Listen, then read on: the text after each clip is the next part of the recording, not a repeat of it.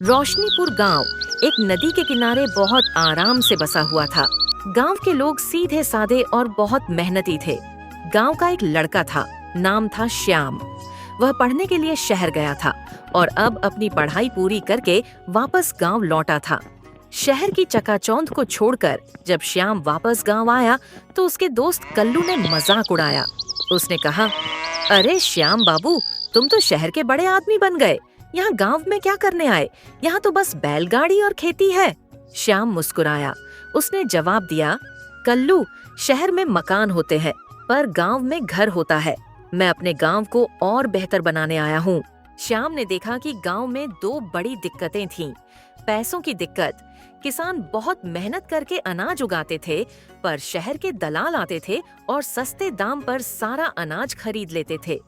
किसानों को उनकी मेहनत का पूरा दाम नहीं मिलता था। अंधेरा, शाम होते ही गांव में हर जगह अंधेरा छा जाता था।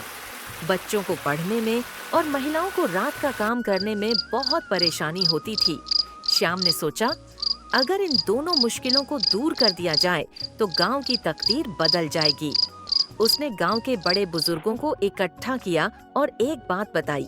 उसने कहा, हम एक साथ काम करेंगे। हम सब किसान मिलकर एक समिति बनाएंगे। इसे मिट्टी का दिया नाम देंगे। श्याम ने समझाया, समिति गांव का सारा अनाज इकट्ठा करेगी।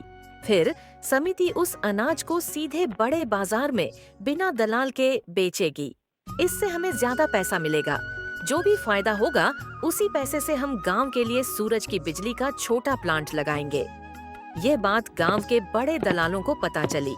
उनका तो धंधा खराब होने लगा। एक दलाल जिसका नाम था रमेश ने गांव वालों को बहकाना शुरू कर दिया। उसने गांव में घूम घूम कर कहा, श्याम तो शहर से आया है, वह तुम्हारा पैसा लेकर भाग जाएगा।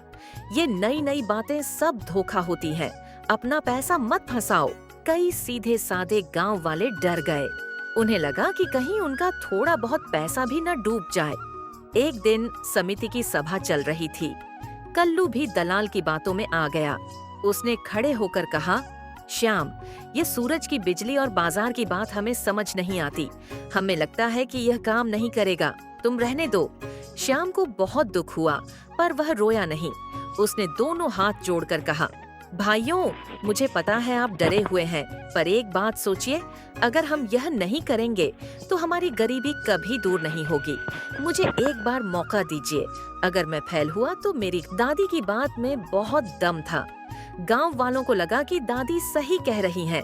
सबने फैसला किया, हम श्याम का साथ देंगे। गांव वालों ने छोटी छोटी बचत से पैसे जमा किए। श्याम ने अपनी पुरानी चीजें बेची। उसने शहर के अपने एक इंजीनियर दोस्त को बुलाया और छोटा सोलर प्लांट लगाने का काम शुरू किया। सबने मिलकर दिन रात मेहनत की। कोई गड्ढा खोद रहा था, कोई सामान उठा रहा था। 6 महीने की कड़ी मेहनत के बाद वह दिन आया जब सोलर प्लांट तैयार हो गया। उस दिन गांव में होली का त्योहार जैसा माहौल था। शाम को जब सूरज डूब गया तो श्याम ने गांव के बीच में खड़े होकर एक बटन दबाया। जोर से गांव के हर घर में लगे बल्ब चमक उठे। पहली बार रोशनीपुर का हर कोना बिजली की रोशनी से नहा गया। अंधेरा भाग गया। बच्चों ने खुशी से तालियां बजाईं। बूढ़े समिति ने अनाज को सीधे बाजार में बेचा था, जिससे सभी किसानों को 2 गुना फायदा हुआ था। अब किसी दलाल की हिम्मत नहीं थी कि वह गांव में घुस जाए। कल्लू, जो पहले शक कर रहा था, वह सबसे पहले श्याम के पास आया। उसने श्याम को गले लगाया और कहा, श्याम, तूने तो कमाल कर दिया। तूने सच में अंधेरे को भगा दिया। तूने साबित कर दिया कि गांव की एकता से बड़ा कोई धन नहीं है। श्याम ने प्यार से कहा, कल्लू भाई, ये मेरी रोशनी नहीं है, ये हम सब की मेहनत का फल है। यह मिट्टी का दिया हमेशा जलता रहेगा, क्योंकि यह विश्वास और साथ से बना है। और इस तरह रोशनीपुर गांव दूर दूर तक मशहूर हो गया।